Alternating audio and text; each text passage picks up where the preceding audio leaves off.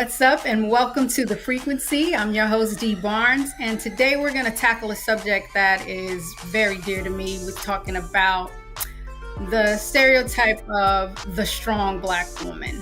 Now, when you hear that, you think the strong Black woman, you think that she can handle any and everything. It's this myth that we are the superheroes, that we are the mules of the world. Well, this book that I just read by this incredible writer puts that to the test and talks about it and breaks it down thoroughly. It's called Ride or Die, a feminist manifesto for the well-being of a Black woman. And I have the writer here with us, professor of sociology, writer, and she had things in Essence and Ebony and New York Times. But this book right here is what we're going to get into. As you can see, I've already have like pages marked and everything. So I want to bring in my guest, Shanita Hubbard.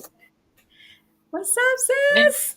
Thank you for having me. I'm going to try very hard not to fangirl because I am such a fan and so honored to be here, but I'm going to try to keep it together. No, I'm trying to keep it together because reading this book was healing. And I really want to thank you because this really touched down deep parts that we're getting ready to break down anyway. But I want people to know about you in particular because I just want the audience to know who you are and what led you to writing this book. So tell me a little bit about your background.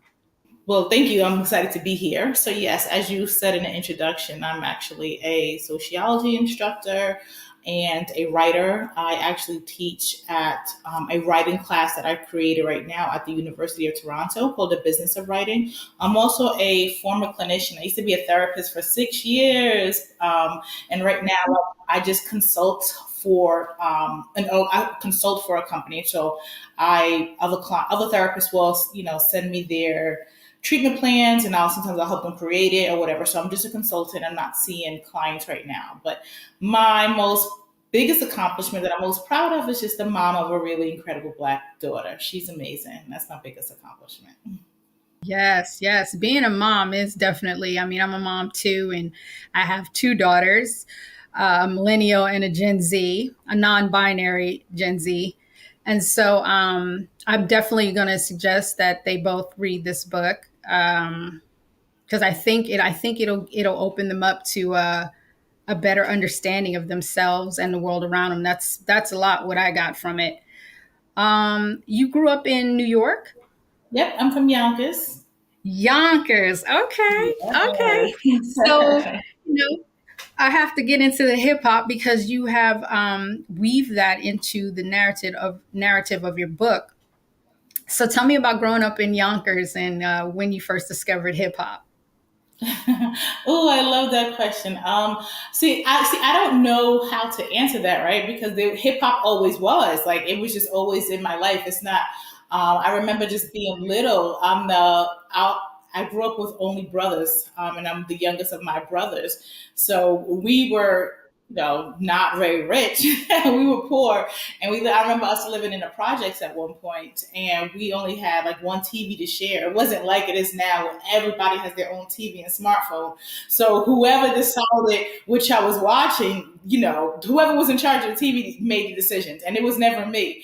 I remember being younger and just my brother watching video music box, so that became our thing. I remember watching my brothers fall in love with Kane, so that became my thing, right? So they introduced me to hip hop very young, and I just, but they introduced it to me in a way where, not to sound like one of these like old school like elitists or whatever, but I was never completely like super caught up in the beats, right? It was always about the words for me. Like my brother would, that's how I remember him introducing me to Nas, like, yo, do you hear what this kid is saying? He's spitting, right? So he really, what he didn't realize he was doing was helping me to fall in love with words and structuring and telling stories in your own way, in your own power.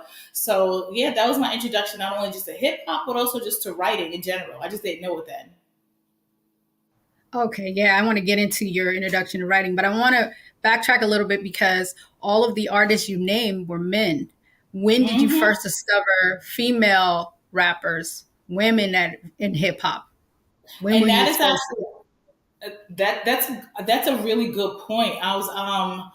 I fell in love through what hip hop and black literature and black writing, all through the eyes of men. So I always it? gravitated Right. towards men, right? And not even just in my artists, but in terms of the writers that I chose. Like, and then so it wasn't until maybe college where I started to kind of unpack that and Mhm. reject some of it and just kind of think differently about it, that I Right. start gravitating to it. I think one of the first female MCs that I just went like super crazy and fell hell over heels in love with was Lauryn Hill. Right. Which made me break out my shirt after after reading the book. You know what I mean? So, what are some of the writers that you gravitated to? You mentioned When I was younger, some I of the used to work. read. When I was younger, I used to read Donald Goines. I don't even know if the kids even Right. remember him. So I remember, like, yeah, when I was younger, when I would love Donald Goines, but then when I got into college, I think who did I fall in love with first? Omar Tyree, Terry McMillan, Zayn. Hmm. I ain't had no business probably reading Zayn, but Zayn. Right. Right. Kimberly Right. Russell Right. Goldie. I fell in love with a lot of like poetry, like Nikki Giovanni, Sonia Mm-hmm. Sanchez. Terry McMillan was actually the first writer that I stood in line to get my book signed. Like that was like I read that book so many times, and I love Alice Walker too. I Oh really love, yes. the color. Did you still have the book with the signature? Yes, I do. Oh, good, I good, do. good. I do. I know, and I can't believe it. And it was so many of us too. It was so many of us in line, and it was a small black bookstore in Los Angeles that's no longer here. But it was an experience I'll always treasure. But what made you want to be a writer? I've always loved. I didn't even realize that I had a talent for writing. I know that I enjoy doing it. Right.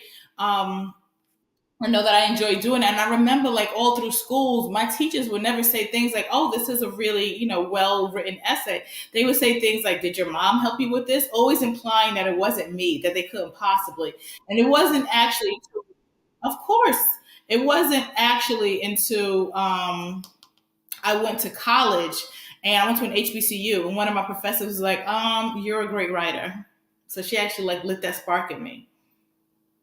Really? So that's what hmm inspired you. Did you know you wanted to be, an author or a journalist? I know I not at first. I just know I wanted to write, and honestly, I had this passion, this dream. But like all of us, right? Capitalism rules everything around us. So I remember like kind of not pursuing it and just working and just getting excelling in my career. And it wasn't until one day I had an unexpected job loss, and I started like a tiny little blog. But it was only to just like keep myself sane and centered in between rejections. Like applying for a job is not fun, so it was like during that time, I'm like, damn, I forgot how much I love this. And I really forgot that I gotten so busy building somebody else's dreams that I forgot I had my own. I was like, I'm gonna do this. I'm gonna write my book. Yeah. I think that's one of the problems with what you discuss in the book with black women in particular, that we're so busy doing for everyone else that we forget about ourselves. Which, let's get into this. Tell people, tell the audience what this book is about. Ride or Die. So ride or die. I use hip hop. I'm a hip hop head forever and ever. For all of its flaws, it's ours, it's mine, right? So I Mhm. use hip hop as an entry point to have conversations that are specific to Black womanhood. So it's not necessarily as much deconstructing the lyrics as much as it's pointing to specific themes that exist in our culture, that exist in hip hop, and that exist all throughout our community that we need to work on. So each chapter is pulling from like a different song, whether it's the theme or the song itself. In the first chapter, it's called Ride or Die, and I am Right. absolutely hoping that like we can defund the ride or die industrial complex. Like let's defund it, let's kill it, let's burn it to the Well, ground. break down what the meaning is, the meaning of the ride and die. Break that down first, All right. So for those so of we you can who deconstruct it. Let me tell you something. So I mentioned I was doing a talk at a college a couple of weeks ago. So it was a bunch of college students there. So I was like, "Do you guys?" I asked the audience if they was familiar with the song. Girl, everybody was like, "Oh, my mom listened to it. I think she told me about them doing verses." I was like, "Oh my gosh, baby, Wow. y'all never heard of the locks?" Okay, that's fine. So I was like, so let me rewind. So for those of you who may be a bit too young to know who about this song, it came out in the early 2000s, and they didn't start the concept of a ride or die chick, like it Right. existed, right? So a ride or die chick is someone that gives everything of herself in her relationship and her community. She's not even seeking reciprocity, right? She's doing it just because she thinks, that's how she's supposed to show up, and she's doing it for these quote unquote rewards. Like in a relationship, she goes above and beyond, bends over backwards, and be the absolute most, so you can get the coveted that title of, oh, whether it's wifey or ride or die chick, or just that's how she genuinely believes that she's supposed to show her love through her labor. And that's how Right. she met. And she does the same thing at work, right? You know her at work because she's a sister that says things like, "Girl, I've been at this job 5 years and I ain't never take a day off yet," as if this type of Oh, labor is a badge of honor, right? So she operates like that all across the sector. So the first chapter is really breaking down why that's harmful for us. And it's not just about me not liking this song, right? And it's not just right. about me not liking this. I pulled in the data, right? There's brilliant sociologists that did the work to show how this is concept of weathering, right? Where we talk about how Mhm. racism has physical implications of our bodies, but there's also Right. data to support that we are just like we live on an intersection of race and gender, right? Racism Mhm. and sexism. It's the same thing is true. So there is a lot of data that documents that when we operate like this in this strong black woman trope, I got it, I'm gonna show up and show out for everybody but myself, it physically erodes our bodies. So this is a really unhealthy concept that I want us to demolish. And then the rest of the chapters are other areas. Now, so the goal is like, okay, we finished with that ride or die ish. We know why that's not good. We done with that, right? In Mhm. chapter one. And then the rest of the book are other things that I want us to focus on as black Okay, women. And one of wait. my Wait. Let's take a break. When we come back, we're gonna talk about the things that we as black women should focus on. We'll be back. The Frequency right here on the Black Star Network.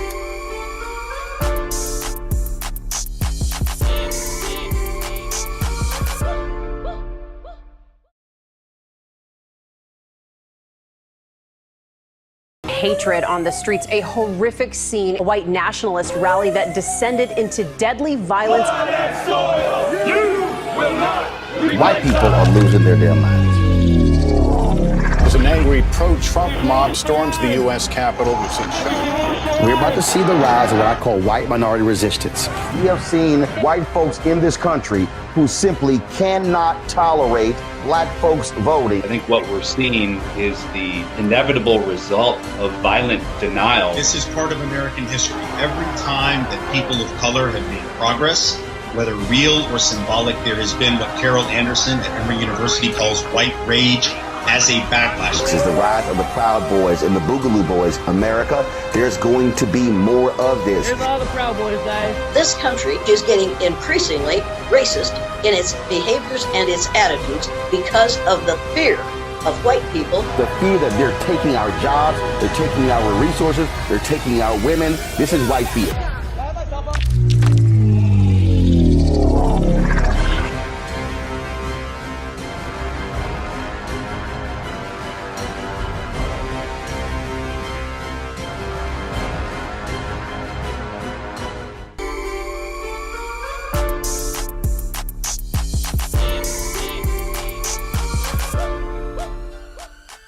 Back right here in the Frequency with my guest, Shanita Hubbard. We're getting into the strong black woman trope and how it relates in her book that she wrote, Ride or Die Chick. So we just broke down Ride or Die, what the meaning is. Let's talk about strong black woman, because in going back to your first chapter, I want to get into what you said, which I thought was amazing, that hip hop didn't create the problem, but it certainly amplified the message that's harming black women. So let's talk about what's harming black women sure in this there's this stereotype.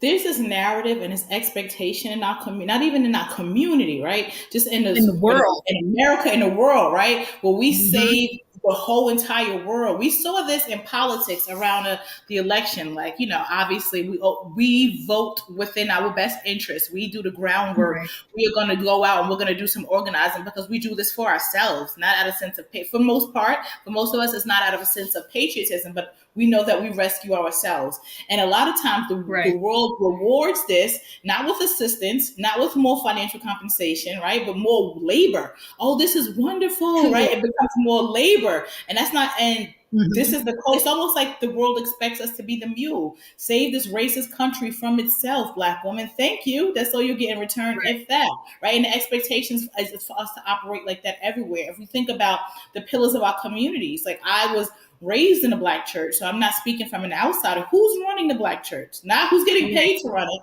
but who's running this? Like, we're everywhere. Who's running our communities? Who's running our non-for-profits, right? It's Big Mama and them, it's your aunties, it's you, it's your grandma, it's me, you, and your auntie too, right? But there's Right. nothing wrong with pouring out for our community. But we have to. I wanted us to pause in this book, right? And language is important, and we have grown Yes. up being called the strong Black woman, right? And our brothers, if you grew up, if you remember from like the 80s and the 90s, the title they got was endangered Black man, right? So when you hear that something is Right. endangered, your first inclination is to do what? Protect, right? And who is it that should protect? Protect it. Right. So when you hear about someone is so strong, who comes for the strong one, right? Who comes to kind of check on it? So now we have a community where half of us are endangered and the other half are strong, right? So that sends this, the message and the signaling that you're okay. We need to rally around you to support you. And multiple things Right. can be true at the same time. We do need to support and show our brothers. We have to reject this whole "you so strong, you got it, you don't need any, we don't need anybody, we're the muse of the world," this narrative. It's not just, we have internalized this. Like, Yes, we the have. world screams this and we've internalized this. And some of us are operating with it as if it's a badge of honor. Like, you even hear Right. Black women like aspiring to be this ride or die chick, aspiring to be this strong Black woman trope at their own expense, at our own expense. Exactly. Do you think that the roots go back to slavery? There was, someone in your book that kept mentioning slavery, and I laughed because I thought about myself, slavery. Like, do you Mm-hmm. think that it started from back then? Well, if, as you know, in slavery, none of us were human, right? We were raped and beat and just like done whatever to our bodies. And do I think there's some implication that goes to that? Of course. Like, we were seen as work mules, just like our brothers were seen as work mules, and we were also sexualized. So you have generation. We're talking about 400 years of work, sexualized work mules conditioning. That's some deep rooted conditioning. So of course. Yeah, I was thinking about that a lot too, and I figured that that's where, because I was trying to figure out what's the origins of that. When did it all start that the black women were this, super being, super strength, and that they should be rewarded with more labor. I was trying to figure out, well, where did that come from? And then we are conditioned to, like, yes, take on more, to the fact that we're not even aware of the damage that is doing to us physically, mentally, emotionally, spiritually. You bring up some points in Absolutely. the book. I'm sorry, say it again. I know, I was agreeing with you. I was thinking, I was like, yep, I was following your train of thought. Yes, yes, because I mean, I've seen, and like you said, it's generational too. Like, I've seen it with my grandmother, I've seen it with my mother. I mean, my mom was the epitome of the strong black, and I think every black woman thinks their mom is, the epitome of strong black woman. Single mom, raising kids, doing it all on her own, working, full time. We were latchkey kids. I grew up in New York too, so I was responsible, from my little brother. We'd come home and, we had chores and homework and all this stuff, but we'd be in the house by ourselves. And um, I think that's when I started to take on the strong black woman, because I had to be responsible for my siblings, Mm-hmm. and make sure that things were done, to the expectation of my mom. So when you get to that point where you're like, you're taking it on and taking it on and taking it on, it becomes like we were saying, a condition. It becomes something that's ingrained in you, and then we pass it down to our daughters. Like, how do we recognize those triggers for trauma? I think we have to first start Because it is out. trauma. It is. And it's also it's in recognition, right? And the first part of it is like it's great that we can have this conversation, we recognize it, but we also have to pinpoint it when it manifests in other ways that we don't necessarily see. For example, like one of my favorite chapters in the book is called 444. And it's about, if you remember when Jay-Z released an album called 444, the title track was 444. And it was this open letter. And the song is this open letter that he wrote to the woman that was in his life. Then it was pretty much an apology. He was saying, I apologize for not showing up for you. And he was saying that apologize for infidelity. And then he talked, and it was one particular line where he says, it took for my daughter to be born to see the world through through a woman's eyes. And I'm paraphrasing here, right? And when that song came out, we celebrated, myself included. It was like, this is grown man hip hop, right? This is maturity. We get to see Jay-Z going from, I'm just, effing him and leave him because he don't effing need him. Because remember Jay-Z in Song Cry, when he was talking about, he was with a woman who helped him lease a car, and when he had bad credit, he was still cheating on her. And his response was, I was just effing them girls. I was going to get right back. So it is maturing, right? So there was this massive celebration. So now in my chapter 444, I'm like, let's rewind the proverbial tape, so to speak. And this is bigger than Jay-Z and Beyonce, right? But the thing about hip hop was born because it always amplified the voices and the stories in our community. So this is really amplifying a community issue, right? So about someone can just say, hey, I was wrong, right? When they harm a Black woman and just be met with applause. Like, oh my gosh, there is no, how do we repair this harm, right? I talk about the concept of restorative justice, like what you hear a lot in abolition communities, because you can't just do a harm and not provide and reparations or repair it. We get that concept as Black people, right? So let's talk about this in terms of what this looks like when there's harm done to us. So when you think about this in the context of the strong Black woman trope, when there's this cultural ingrained that we are so strong, when people harm us, there's no conversation about reparations. There's like, hey, you really did harm. Let's unpack this. Let's look at this. What would it take for us to restore this before we all celebrate you and lovingly applaud you and give you flowers? You cannot do this. And one of the things I say in the book is like, D, if you had a dinner party and you invited me over and I got pissy drunk and I broke your favorite vase, a very expensive, wonderful vase, and then the next day I give you a PhD level analysis on why I got so drunk and how deeply sorry I am, but I stop there. I never say, well, then how much does the vase cost so I can replace it?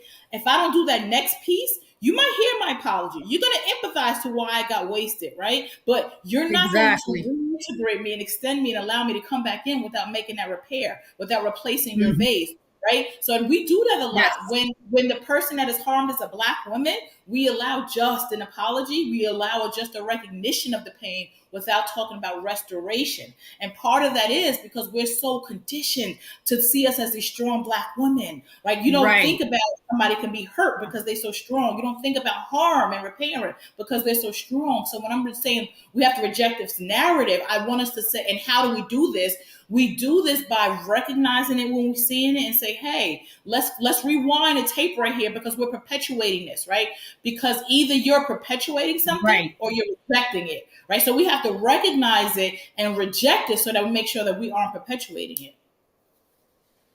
Exactly. And I think that's the problem too. Like, we're not rejecting it. It was something you said in that chapter too, because that chapter did hit home. I felt seen. Thank you. It was something you said that really, really struck me. And it was like, because of that stereotype and because of that conditioning, it allows us to say who is disposable in our community and who deserves unmitigated grace. Whew. You know that hit me right there, because if a person harms you, D, right? And then it was a very public harm, right? And then this person grows, maybe they quote unquote grow from that, right? And they get to say, oh, I'm sorry, and that's it. But if there is not a collective demand for like, no, You have to restore what was harmed. You need more than just an apology. Exactly. You need restoration. You need to repair this harm. You need this peace. If we allow the fact that they apologized, they grew, they're an active member contributing to our community, then we are saying that the harm that you experience is acceptable collateral damage, as long as that black man that harmed you grew, as long as that black man became an upstanding citizen of our community, whatever that means. Right, exactly.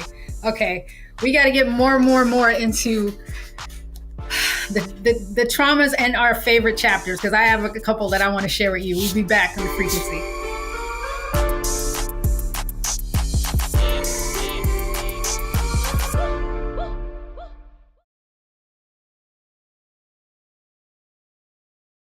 Black Star Network is here. I'm real revolutionary right now. Thank you for being the voice of Black America. All momentum we have now, we have to keep this going. The video looks phenomenal. See, this difference between Black Star Network and black-owned media and something like CNN. You can't be black-owned media and be scared. It's time to be smart. Bring your eyeballs home. You dig?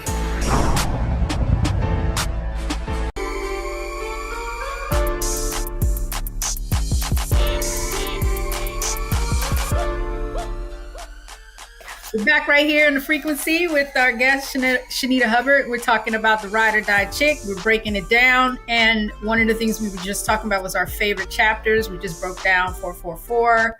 I want to talk about, I think in that chapter also, we were talking about repair. We were talking about, oh, no, that's a different chapter.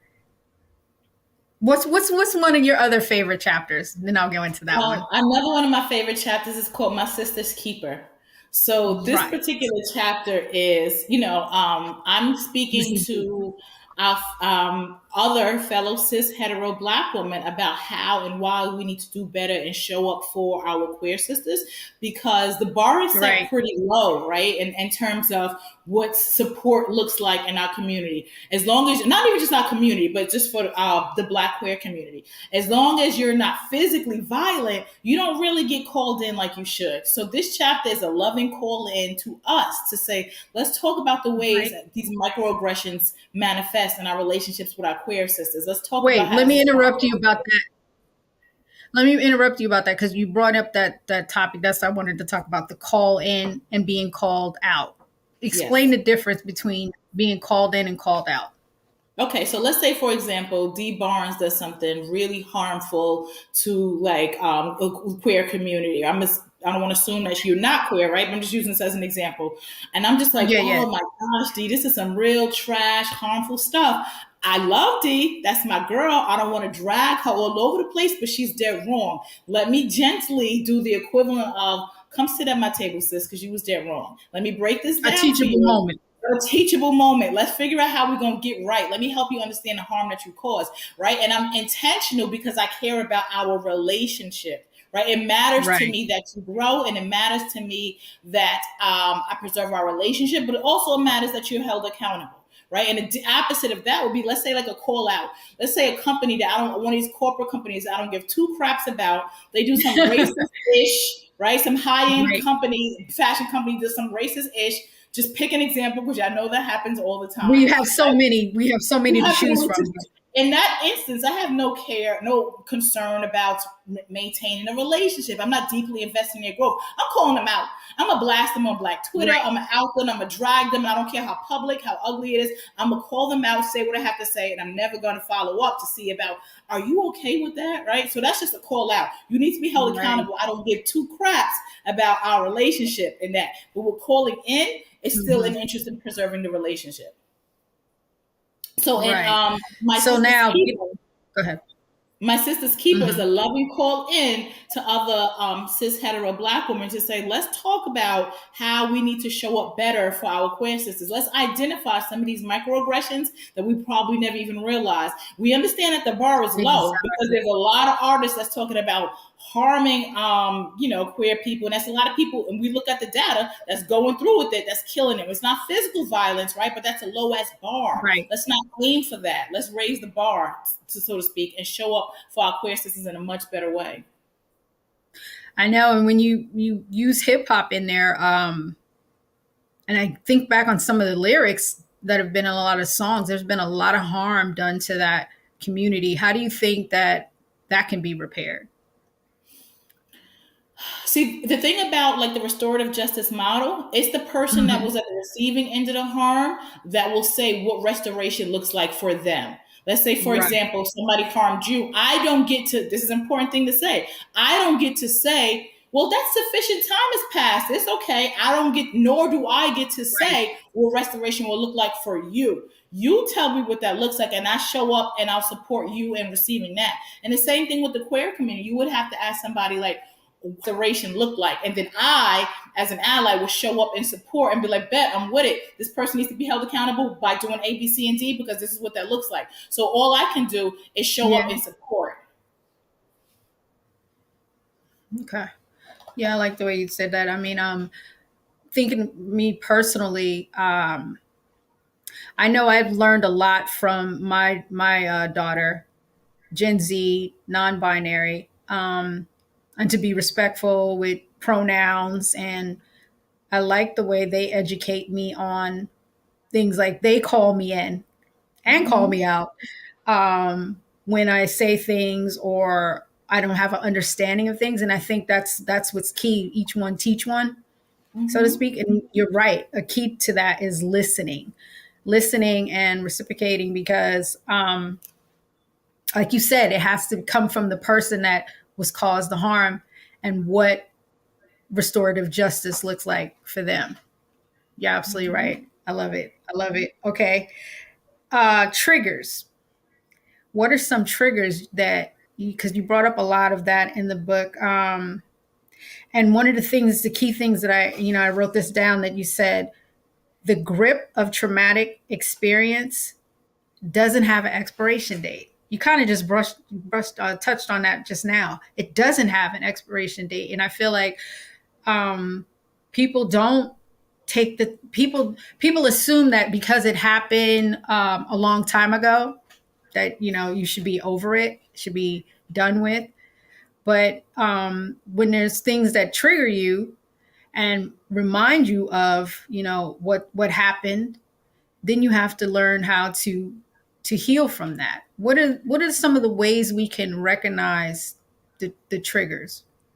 Well, one, I want us to also be mindful. I love that you really starting at that point by saying um, that there's no expiration date. We have to remember that for ourselves, and we have to remember that for other people, Other because people, we have to exactly. operate in grace. Give ourselves grace, right? Give yourself grace. Like, it doesn't matter that this person could have passed 5 years ago, 10 years ago. Something could happen and trigger. Because our healing journey is very personal. And also, I want us to remember that for each other, because I think a lot of times we don't give each other grace because we act as if there's an expiration date for how long a person takes to heal. Like, they're still talking about that. You don't know what this person's healing journey is, right?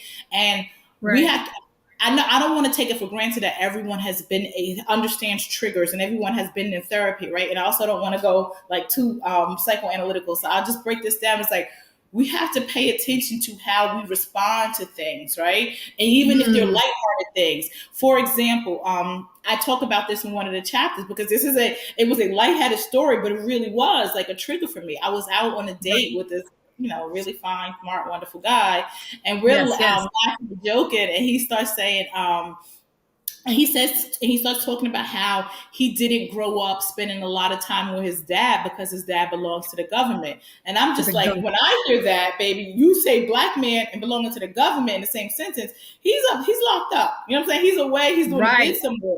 So when I heard that, I wasn't thinking government worker. I'm a person that supported a few loved ones through incarceration.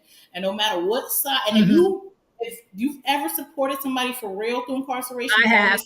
writing them, calling them, you understand that it feels like a part of you feels like you're locked up too. So no matter what side of the bars you do that bid on, you coming out with some type of trauma, right? So that's so that's really challenging for me. That's something I'm still, rectifying and healing from. So when he said that to me, I was like, oh my gosh, I understand how incarceration is so hard. So I'm thinking I'm being so empathetic because I'm sharing about how difficult it is, all the different prisons, whether it's, blah, blah, blah, that they monetize us. And he's just like, whoa, Shanita, I made my father work for the government, girl. Like, what? Nobody say he was locked up. And I'm like, oh, okay. Wow. So those are some words that are still, the thought of somebody being snatched from their family is triggering for me because I've experienced that. So so those are triggers. So you don't, it's really important to recognize your triggers, not so that you can run from this, not so that you can escape them, right? So because it's an indication that I'm still not healed in that area the way that I thought I would be, the way that I need to be. So it's still an indication that there's some work to do. So we have to pay attention to these things that like make us like, oh my gosh, that just kind of like snatch us out of our peace, that kind of bring us into these really offensive, guarded positions, because those are triggering something. One of the things I related to in the book, and I recognized from reading that, and it made me think, oh my God, this is one of my triggers, was the financial trigger. Having to be stressed out about money all the time. As you know, or I don't know if you're familiar with, I was unhoused for 3 years. 2018, was evicted, had to come to terms with it and, share it publicly because I was being threatened to, I'm going to expose you by a relative that, for some reason wanted to hurt me. But I took it upon myself to be public about it and share my experience. But I noticed that once I got back into, being able to support myself and being able to live like that again, as I was reading your book, I noticed, wow, that's one of the things that triggered me too. I'm taking on all of this and want to do this and trying to figure out, secure the bag so that I never have to be in that position again. Same thing in your book when you talk about the car being gone, because I've had my car repoed, and that trigger when you can't find your car, that panic that you feel. So it's definitely, I think it's a process as you get older, you start to recognize things or pay more attention. I think that's what the key is, paying more attention to things and being intentional. I call them misidentified trauma responses, because a lot of times we don't see these. We haven't identified them as trauma responses, but they are. What Dee is talking about, I remember like it was over 10 years ago and I had my car repoed, and still to this day, if you're coming outside of a grocery store and you go to the wrong parking spot. And for me, when that happens, I'm at the wrong parking spot and I see an empty spot, baby, my heart starts racing. I feel like, oh my gosh, I'm back to that moment. Right now, if I hear like a garbage truck coming, beep, beep, that sounds like a tow truck to me. So tow truck, exactly. Yeah, that they're coming from my car, and my car is not behind. My truck is paid, not paid for yet. But what I'm saying is that still lives with me, that stays with me. And we have to, and a lot now, it's important, right? Misidentified trauma responses are important because they're not always as obvious. One of the ways that my financial, like if you've ever experienced financial hardship, even when you do get the bag, even when you do come up, there's a piece of that still stays with you. But it manifests in different ways. For me, and I still struggle with this, I remember saying it was a season where I'm saying yes to everything. I'm teaching at the university. I've gone to class and teaching at the University of Toronto. I'm teaching at a college out here in Pennsylvania. I'm writing all over the place. I'm working on my Soros Fellowship. I'm writing my book. I'm speaking all over the place. And I'm doing this because I'm terrified that one day the ask are going to stop. And if the ask stop, will I be broke again? So now that I'm getting money, trauma robs you of your present joy because you're still stuck in what happened before. Exactly. Okay, we're going to take a break. When we come back, we're going to talk about how to regain your joy and healing, because that's the most important thing. We'll be back. The Frequency.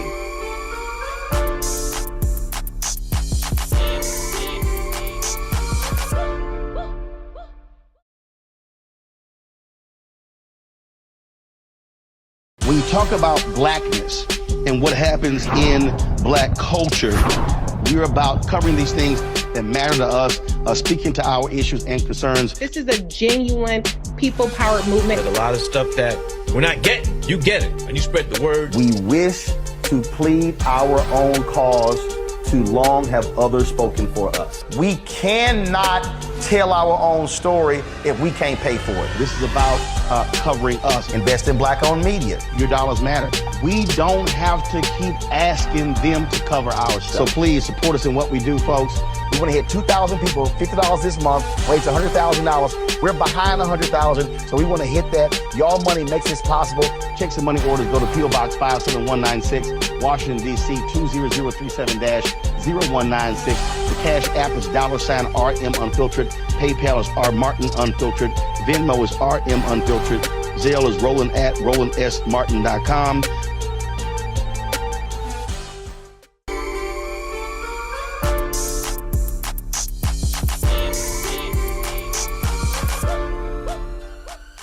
Back right here in the frequency with my guest, Shanita Hubbard. We're talking about The Ride or Die, her book, The Manifesto, Feminist Manifesto for the Well-Being of Black Women. Okay, so we just talked about trauma. I want to get into how do we find our joy and healing. How do we do that?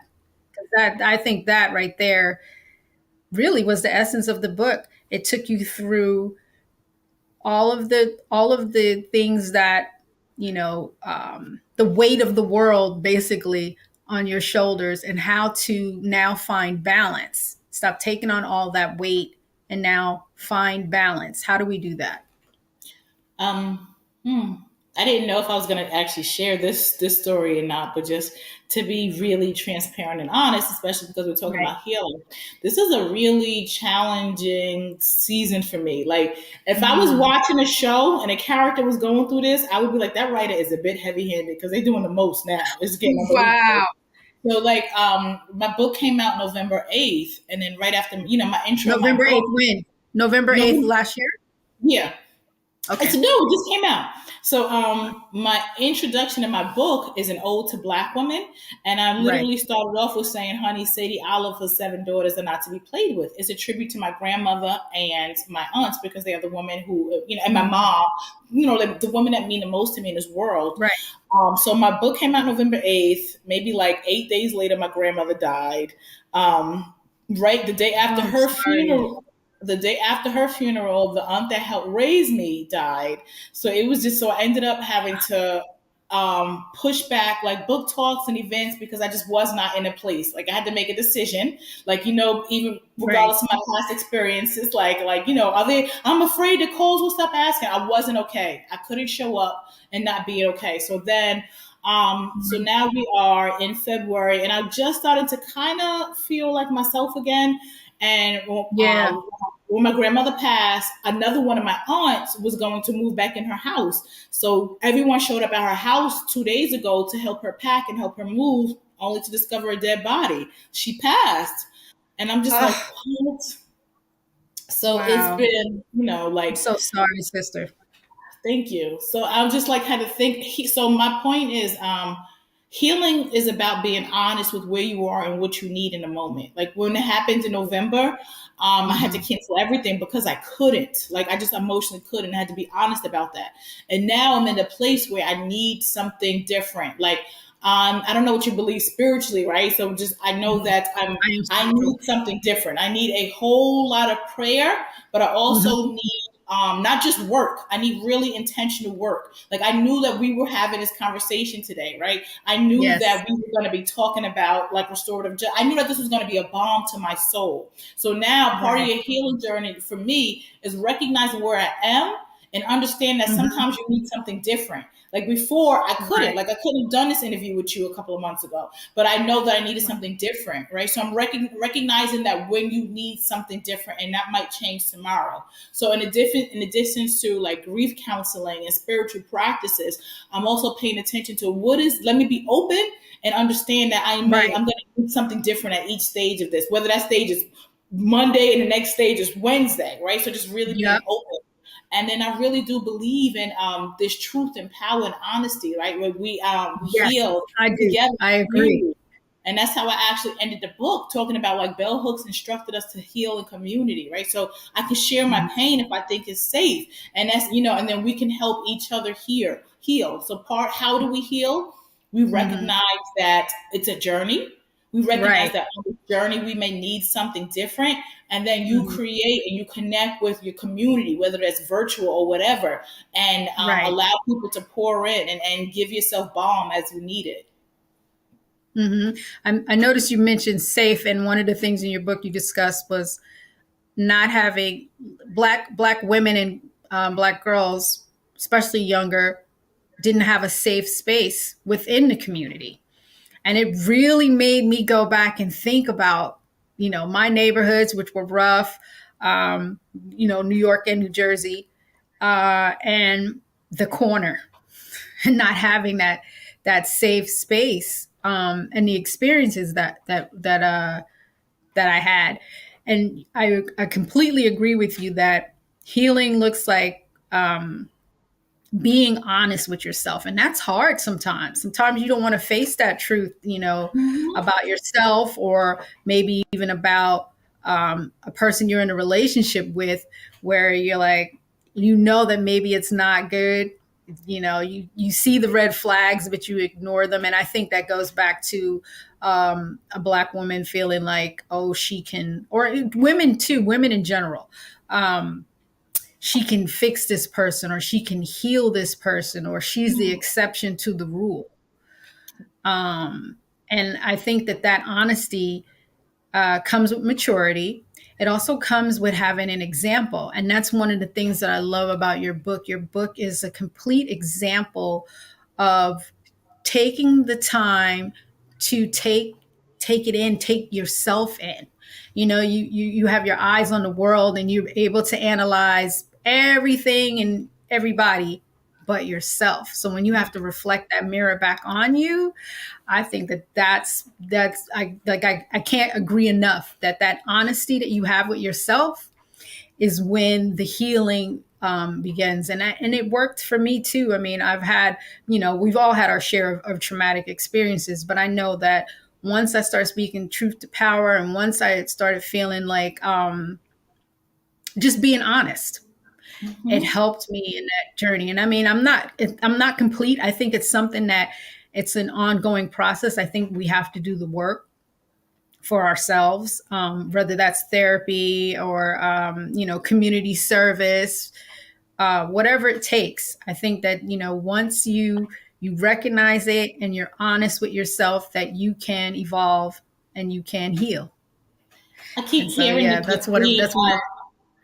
I keep hearing you say like honestly, right? And I think let's just think about sometimes we're reluctant to divest from a harmful situation or a toxic situation because we're waiting on a return from an investment, right? So let's think about it in terms of relationships. There's times where and you reach a point where you realize this relationship dynamic, something about this relationship is harmful and it's hurting you, but you done put in 5 years, you done did a bid with this person, you done poured into them financially, you don't know. Eventually, you're waiting for a return for this investment, and this is the same thing is true in our careers. There's sometimes we recognize that there's this element in this career or this career path that's toxic for me. I know this because I'm coming home and I can't sleep at night unless I get high because they're stressing me out. I know this because I'm crawling every night. I recognize these signs that this is harmful, but you're waiting for an investment, right?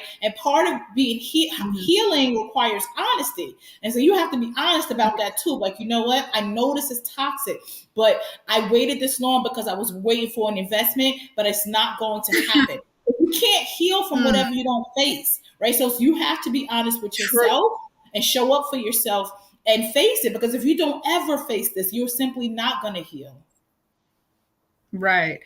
How do you, as a Black woman and as a mother, how do you deal with healing while raising a Black daughter and not passing on those, generational traumas, I should say, or generational patterns to your child? How do you do it?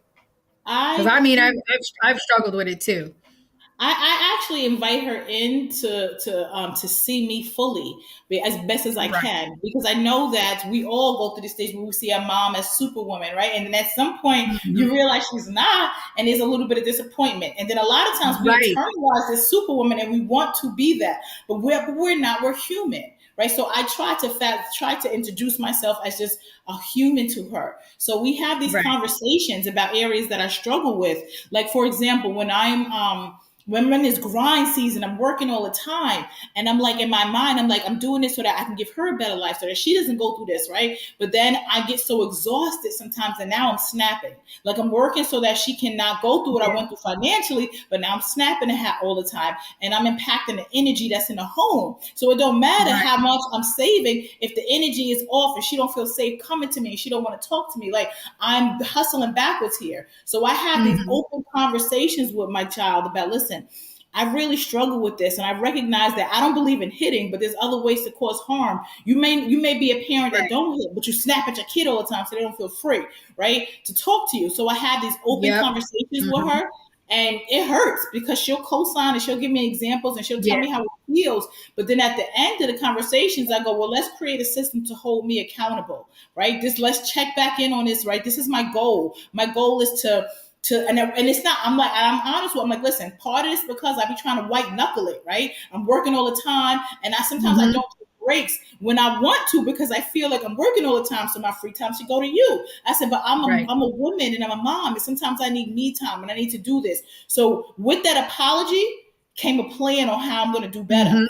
I'm going to start taking breaks for myself, and I'm going to stop doing this, and I'm going to do that. And also, you tell me when I'm not and hold me accountable, and let's check in on this weekly. So I have these conversations with her, and I heal in public as much as I can. Like, I'm hurting right now, and I tell her she's hurting. Like, I lost my grandmother, that's her grandmother too, like, right? So we're both heartbroken.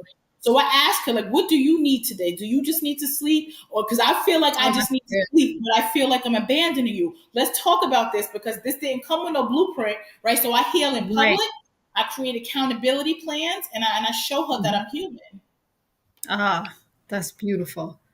What are your goals for the book? Where do you want to see this book? How do you want to see this book used with women all over the world? I want them to do what years ago. Remember when Chicken Heads Came Home to Roost by Dr. Joe Morgan came out? Yes. When the first time I read that book, there was a chapter that split me open and made me look at myself and really interrogate my own practices, and it made me change and think deeper. I want people to read this, not just for Black women. It's for, of course, I wrote it for Black women, but for anyone that loves and values us, you can. This is a book as a gem for you too. I want people to be honest about their own thoughts and ways that they haven't showed up for themselves and for other Black women, and create a plan of accountability and for yourself and for our community, for us. Right. There it is. Wow, we've covered all of it. I'm telling you, get this as a gift. Give it to all your sister friends. It's amazing. I'm going to read it again because it did for me what you just said. I opened it up and it helped me realize some things about myself. And I want to thank you, give you your virtual flowers. Thank you for, just having the courage to be honest and write this, for us. It's truly amazing. I love how you've taken just, you put the hip hop in it, and because the hip hop was part of it. And I know we're celebrating, the 50th anniversary of hip hop, and, we've come a long way, but we have so much more to go. But this book definitely was a game changer. And thank you. Thank you for being brave. Thank you for writing this. Virtual flowers. Thank you so much. Thank you for being a guest. I really appreciate you. So much love. All right, y'all. The Frequency right here on the Black Star Network. We'll be back.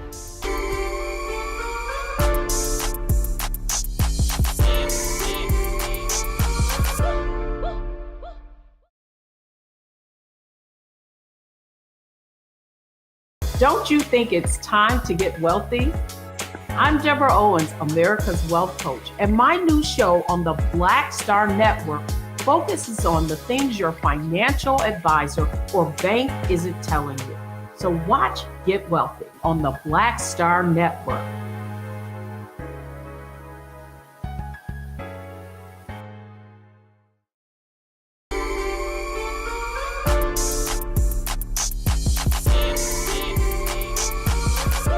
So thank you, everybody, for tuning into The Frequency right here on the Black Star Network. I hope you enjoyed this conversation with our guest, Shanita Hubbard. We're talking about the ride or die chick. We're breaking it down. And thank you for tuning in. We out.